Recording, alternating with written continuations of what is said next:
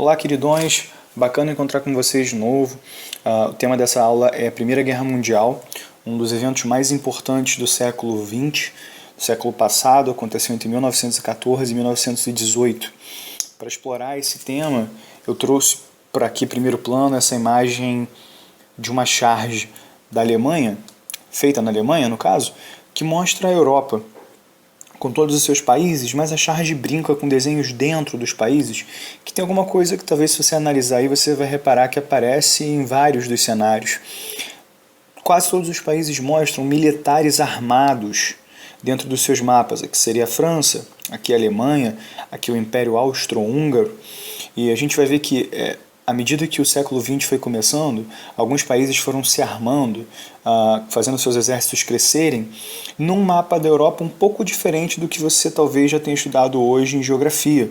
Existem alguns países que talvez você não conheça porque não existem mais, como por exemplo o Império Austro-Húngaro, que reunia aí a Áustria e a Hungria com um controle sobre determinadas regiões, inclusive de nacionalidades diferentes, como a própria Sérvia e assim por diante. A gente vai estudar melhor, na verdade, primeiro, por que esse mapa da Europa na charge representa os países dessa maneira militarizada. Para isso eu vou voltar um pouquinho nos nossos estudos por um tema anterior que a gente já trabalhou, que é o de imperialismo e da rivalidade que o imperialismo criou entre os países. O imperialismo foi aquele movimento dos Estados Unidos e de países da Europa de tentar dominar, colonizar outras regiões na América, na África e na Ásia para os seus interesses políticos e econômicos. E aí eu trouxe aqui também outras duas charges interessantes sobre o imperialismo. Essa representa a disputa pela África. Você repara cada país puxando para o seu lado um pedacinho da África, óbvio, por interesses financeiros. Aí, ainda que os nomes estejam em inglês, a gente pode tentar localizar quem são. A Itália aqui, a Alemanha aqui embaixo. Esses no final seriam a Inglaterra, Bélgica, França, Espanha e Portugal. Agora, uma outra charge é bem marcante para a gente pensar os motivos que levaram à Primeira Guerra, porque essa já apresenta soldados e também está em inglês, mas é fácil de traduzir. O mundo é meu. E esses aqui dizendo, nós não concordamos, a gente não pensa assim. Esses aqui seriam soldados desses países, e talvez essa aqui seja a única representação de fora da Europa, seria um americano. E aqui quem está aparecendo é o Bismarck, um grande líder alemão que uniu o país, foi um cara que é responsável pela unificação da Alemanha, tentando controlar o mundo. A Alemanha tinha pretensões imperialistas muito fortes. Daí que a gente volta para o mapa da charge alemã. Então, por que os soldados dentro do mapa? O motivo é muito simples. A rivalidade que aconteceu dentro da época do imperialismo, essa disputa por terras, por colônias, acabou causando com que levando alguns países a se armarem. A gente fala dessa época de uma corrida armamentista. É inevitável que um país resolva se armar contra o outro à medida que vai crescendo um clima de tensão. Um exemplo que eu gosto de dar é que quando dois países concorrem, disputam por alguma coisa, eles tendem a usar os seus exércitos como forma de imposição, como forma de causar pressão no país vizinho, e aí uma corrida armamentista é uma coisa natural, porque se a França comprar 10 navios, mandar fazer 10 navios de guerra, a Alemanha não vai querer ficar para trás e também vai fazer 10 navios de guerra, e a Inglaterra também não vai querer ficar para trás e talvez faça ainda mais navios, nem o tal Império Austro-Húngaro, e assim por diante os países vão se armando. Um cenário que se falou muito para essa época, do pré-Primeira Guerra Mundial, era o da paz armada. Não existiam conflitos diretos entre esses países, mas eles estavam todos muito armados, com os seus exércitos crescendo em volume, em qualidade e assim por diante. Para a gente poder pensar o que levou a Primeira Guerra Mundial a acontecer, a gente precisa explorar um pouquinho melhor o papel da Alemanha. Aqui eu coloquei a bandeira da Alemanha e o território da Alemanha também é um pouco diferente aí nesse mapa da época do que ele é hoje, tá? Aqui a gente vê o Império Alemão, uma região vasta. A Alemanha foi um dos países que mais demorou a se unificar, a se tornar um país, a reunir todas as regiões que tinham laços familiares e laços culturais para criar um país de fato sob o controle de um governo único. E isso só foi acontecer em 1870. E por só ter acontecido em 1870, a Alemanha se tornou um dos últimos países a ter um governo central forte, que ajudasse a burguesia, que de certa maneira controlasse toda a nação. Não perdeu tempo depois dessa unificação e resolveu correr atrás dos outros países em termos econômicos, em termos de influência, inclusive, e entrou em disputas com a França por duas regiões bem específicas, de Alsácia e Lorena, que ficam na fronteira entre os dois países, entre a França e a Alemanha, e é uma região riquíssima em ferro e carvão, que são dois itens essenciais para qualquer país que está se industrializando, que era o que a Alemanha queria, ter um desenvolvimento industrial rápido e forte, e conseguiu. Todo país mais industrializado tende a ter mais influência, a conseguir ter uma economia mais potente, o que obviamente reflete num exército mais potente, numa política mais eficiente, assim por diante. Esse desenvolvimento da indústria fez crescer um sentimento nacionalista na Alemanha, ou seja, as pessoas passaram a se orgulhar do país e defender que o país precisava se expandir, assim por diante. E por fim, um fator curioso também é que os alemães defendiam aí uma ideia de pan-germanismo. Existem algumas regiões na Alemanha, aliás, na Europa, onde se fala alemão, onde se tem vínculos com a cultura alemã. A Suíça mesmo tem pedaços de regiões que falam alemão, e o que a Alemanha defendia era exatamente isso. Os alemães acreditavam que era preciso expandir as fronteiras do país para realmente incluir todas essas regiões germânicas, criar um grande estado pan-germânico, ou seja, que reunisse todo mundo que tivesse ligação com a cultura alemã. Bom, é óbvio que esses movimentos da Alemanha não ficaram de graça, né? Não passaram em branco, e o período do final do século XIX, aí marcado por 1882, e começo do século XX, marcado por 1907, é um período onde também se constituem algumas alianças dentro da Europa. Aqui a gente tem uma marcação bem específica da Alemanha e do Império Austro-Húngaro, que eram países que se aliaram, criaram mesmo um vínculo diplomático e político. Os dois países passaram a se apoiar, inclusive num acordo que dizia o seguinte: se caso a gente precise se defender de algum inimigo externo, a gente usa os nossos exércitos para isso. Num primeiro momento, a Itália também fazia parte dessa tríplice aliança. Eventualmente depois ela abandonou e acabou se juntando a outra aliança que foi criada, que foi a da Tríplice Entente, reunindo no início Grã-Bretanha, que representa a Inglaterra, a França e o Império Russo, ou seja, a Rússia.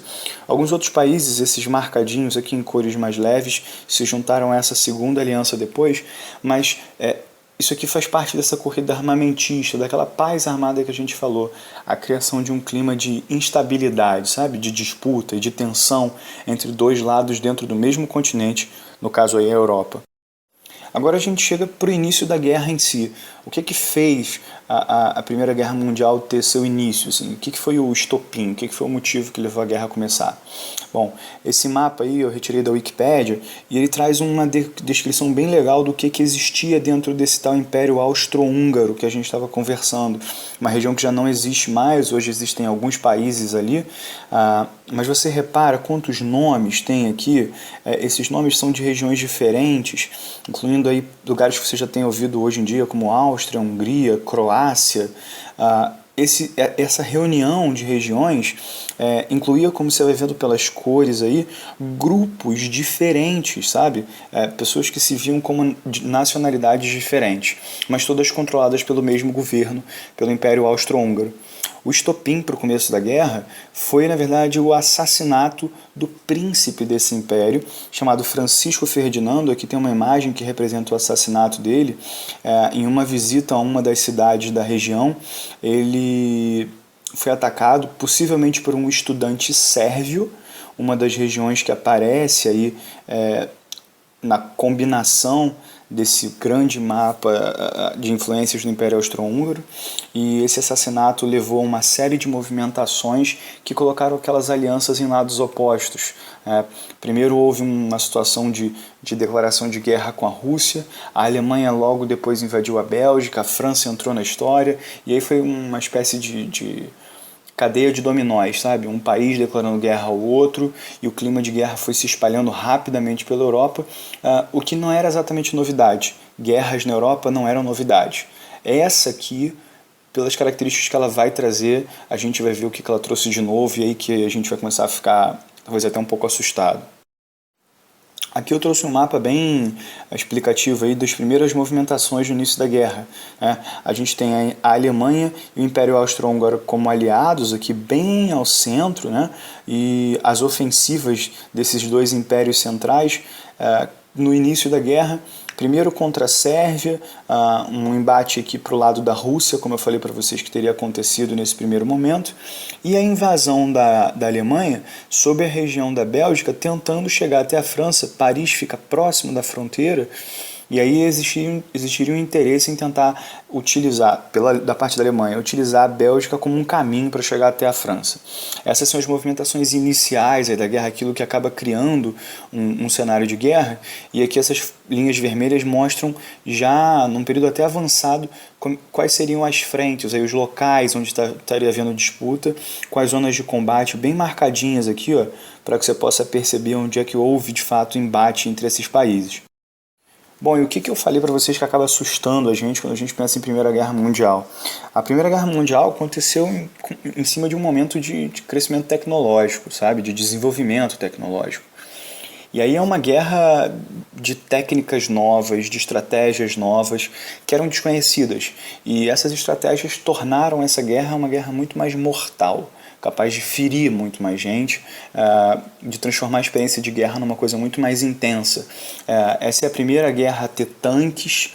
Os tanques foram uma novidade criada dentro do período da guerra. A metralhadora, capaz de disparar balas e mais balas, centenas de balas por minuto, óbvio, matando cada vez mais gente, também foi uma novidade assustadora dessa guerra. Essa imagem aqui eu achei ela bem interessante, porque ela traz alguns soldados utilizando máscaras, inclusive o cavalo utilizando máscara. Isso se dá pelo fato de que o gás, especialmente o gás mostarda, foi muito utilizado na Primeira Guerra Mundial como uma forma de atacar o inimigo. Depois de um certo tempo, as máscaras se tornaram regra, como vocês estão vendo aí, inclusive para animais. Então esse gás passou a ser pouco eficiente e ele foi sendo deixado de lado. Na Segunda Guerra Mundial ele já nem foi utilizado mais em tão larga escala. Mas no primeiro momento se utilizou muito gás, o que era muito assustador, porque o gás ataca o corpo humano, o organismo, de uma forma muito agressiva.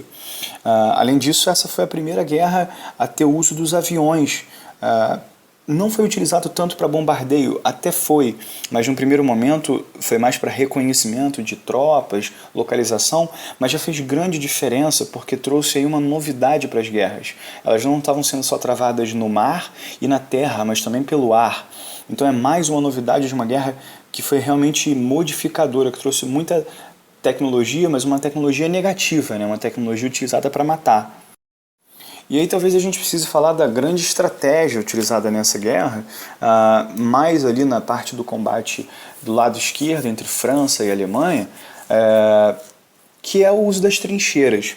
O que eram as trincheiras? Essa imagem aqui acho que ajuda a esclarecer bastante isso. As trincheiras eram túneis que eram cavados. Esses túneis eram utilizados como uma forma de defesa. Você pode reparar que tem vários sacos de areia aqui para evitar a passagem de balas e tal, que eram cavados dos dois lados, tanto por um lado, por um exército, quanto pelo outro, e foi uma forma útil de fazer com que o avanço das tropas do inimigo fosse um pouco impedido. Daqui era comum que os soldados atirassem, utilizando mesmo esses sacos como defesa, e o inimigo do outro lado cavava também as suas trincheiras e ficava um clima de guerra que não avançava, sabe, muito presa, muito parada, o que tinha um fator super negativo, porque as pessoas passavam a viver dentro desses túneis, dentro desses buracos. É comum histórias de corpos decompostos, porque as pessoas acabavam morrendo, como tem esses soldados representados aqui nessa fotografia, uma situação de higiene péssima. Eu queria até trazer uma figura para explorar melhor isso. Essa figura ela foi publicada pela primeira vez, para super interessante. Ela é interessante porque ela mostra mesmo a vida dentro de uma trincheira como ela é. Explica que a trincheira está de um certo lado, antes da zona central de guerra. O inimigo também está numa outra trincheira do lado de lá, ou seja, num outro túnel. E dentro desse túnel as pessoas realmente viviam assim. Aqui tem umas explicações que era realmente apertado, tinha cerca de 2 metros de profundidade, 1,80 m só de largura. Os sacos de areia cobriam mesmo a passagem para facilitar com que os soldados pudessem tentar atacar os inimigos. Só que aqui tinha que se fazer tudo, cara. Você repara que aqui, ó, a latrina, ou seja, isso aqui é o banheiro do cara. Tá? A gente tem aqui o degrau de tiro, que é a parte onde a pessoa vai atacar. A presença de corpos, e aí animais vinham consumir esses corpos. Aqui tem até um rato que vem comer mesmo esses corpos, e esses ratos eles acabavam levando pulgas, levando doenças. Então era comum que depois de um tempo os soldados presos a essas trincheiras, já que a guerra foi baseada em trincheiras em um dos lados, eles começavam a adoecer, as pessoas morriam por falta de higiene, por doenças pesadas que vinham transmitidas pelos animais e pela condição de vida precaríssima, assim, uma guerra deprimente, ao mesmo tempo em que colocava as pessoas numa situação de risco, além do próprio fato de serem baleadas ou serem mortas pelo inimigo. Eu vou disponibilizar essa imagem para quem quiser dar uma explorada nela, dar uma lida e observar alguns detalhes, até inclusive de em que região elas ficaram mais, para você poder ter uma noção melhor do que foram as trincheiras. Bom, a guerra termina em 1918, quando uma união aí dos países da Tríplice Entente, são esses países em rosa aqui, com a ajuda dos Estados Unidos, conseguiu empurrar de volta as tropas alemãs, né, vencer as tropas alemãs. O mapa da Europa mudou completamente. Esse primeiro cenário aqui é um mapa que a gente já viu, de 1914, com a região do Império Austro-Húngaro bem extensa, a Alemanha também formando um verdadeiro império. Isso se modifica bastante quando a gente analisa o mapa em 1921, 3 anos depois do fim da guerra. Aí a gente já viu um outro cenário. Aqui a Rússia passa a ser a União das Repúblicas Socialistas Soviéticas. A gente vai estudar isso numa aula futura. A Alemanha diminui de tamanho, é obrigada a aceitar a fundação da Polônia, inclusive com uma saída da Polônia para o mar, que separa o território alemão em 2 partes. Aquele Império Austro-Húngaro que a gente viu antes se divide completamente, surge um novo país, a Tchecoslováquia, a Áustria e a Hungria viram países separados, a Iugoslávia aqui embaixo. Ou seja, o mapa da Europa é fatiado mesmo, ele é dividido, ele é bem segmentado e se torna um mapa aí ainda mais confuso, onde mais nacionalidades passam a reivindicar seus direitos. O que marcou o final da guerra em 1918 foi o Tratado de Versalhes, um tratado que foi pensado ao longo de meses. Ele só foi concluído, aí a gente tem a capa dele aqui e dá para ler em letras bem miudinhas aqui que a conclusão dele, essa assinatura, acontece em 28 de junho de 1919, 6 meses mais ou menos já depois, pouco mais de 6 meses depois do final da guerra. Aqui a gente tem uma imagem de um dos momentos do tratado, a reunião das grandes figuras políticas aí da Europa, com a presença dos Estados Unidos também, que tiveram um papel importante no final da guerra, pensando o que seria feito por parte dos vencedores contra aqueles que perderam a guerra, ou seja, o que se faria com a Alemanha e com o Império Austro-Húngaro, o que poderia ser feito com esses países, e aí numa situação bem delicada, de um lado os Estados Unidos tentando criar um clima de conciliação, montando inclusive aí uma Liga das Nações, uma espécie de grupo de países reunidos para tentar evitar novos eventos de guerra, do outro alguns países europeus com um clima de revanche mesmo, querendo descontar essa guerra sofrida, longa, que custou muitas vidas, aproveitando esse momento da vitória para impor aí pesadas multas e criar mesmo uma situação difícil para a Alemanha. Quem acaba conseguindo vencer essa queda de braço são os países europeus que queriam punições mais pesadas, especialmente a França. Esse textinho eu retirei do site Brasil Escola. Ele é bem esclarecedor sobre o que a Alemanha foi obrigada a fazer, entre as muitas coisas, devolver a tal região de Alsácia e Lorena para os franceses. Foi necessário reconhecer a independência da Polônia, que passou a ter até um acesso ao mar. As colônias alemãs na África foram divididas entre alguns países europeus e foi imposta aí uma multa pesadíssima de 270 milhões de marcos ouro da Alemanha para esses países aliados. Essa multa impôs um peso absurdo para a economia alemã, porque a economia ficou parada, o valor atualizado hoje passa de 30 bilhões de dólares do que seria essa multa. Os alemães foram obrigados ainda a manter um exército mínimo, ou seja, não ter tropas que passassem de 100 mil soldados, tiveram que se desfazer de navios, de submarinos, ou seja, o país foi humilhado, houve um clima de revanche forte, e a gente vai estudar mais à frente que esse clima de revanche abriu margem para que surgissem governos ditatoriais, ou seja, governos controladores, ditaduras fortes, especialmente a da Alemanha, a ditadura nazista. A gente vai ver mais à frente a influência que esse tratado e essa punição pesada teve. Bom, para fazer um grande resumo do tema aí, para que a gente possa fechar, eu destaquei os 4 pontos que eu acho que são mais importantes, que vocês deveriam tentar fixar aí desse tema, para que você fique com uma noção geral mesmo de o que ele traz de importante. O primeiro ponto, os caminhos que levaram para a guerra, as rivalidades entre os países que levaram a uma corrida armamentista, ou seja, cada país se armando contra o outro, e a formação de alianças políticas muito influenciadas aí pelos interesses da Alemanha, um país recém-fundado. Sobre a guerra em si, eu queria destacar a tecnologia e a estratégia da guerra. Tá? O desenvolvimento de armamentos cada vez mais letais, capazes de matar cada vez mais pessoas, ou seja, a tecnologia sendo utilizada literalmente para o mal.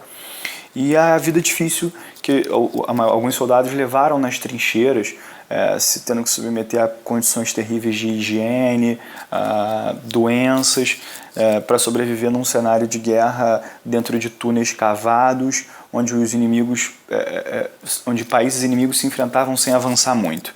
O terceiro ponto é para a gente pensar o final da guerra e o tal Tratado de Versalhes, que é um tratado que tentou conciliar as intenções de Estados Unidos, mais países da Europa, na punição para a Alemanha, para o Império Austro-Húngaro, e acabou sendo, esse clima de conciliação acabou sendo derrotado, porque as punições foram pesadas na Alemanha, e não só não encerrou as rivalidades que existiam antes da guerra, mas acabou por reforçar essas rivalidades, ou seja, a guerra acabou sendo um caminho, ao final, para que os países acabassem se tornando ainda mais, eu não vou dizer mais inimigos, já que o clima inicial não é mais de guerra, mas cada vez ainda mais rivais, ainda mais angustiados e raivosos uns com os outros. E o quarto ponto é o fato mesmo de que é uma guerra como nunca se viu antes. A Primeira Guerra Mundial ainda é chamada em alguns lugares da Europa de a Grande Guerra, porque foi a primeira vez que se viu uma guerra total que atingiu pesadamente os cidadãos, com cidades atacadas e bombardeadas, e que trouxe novas técnicas assustadoras, que feriram um número enorme de pessoas e mataram quase 20 milhões de pessoas na Europa durante um período de 4 anos. Um número nunca visto antes, que só vai ser superado pela Segunda Guerra Mundial quando a gente trabalhar isso no momento futuro. A gente se vê lá e um abraço.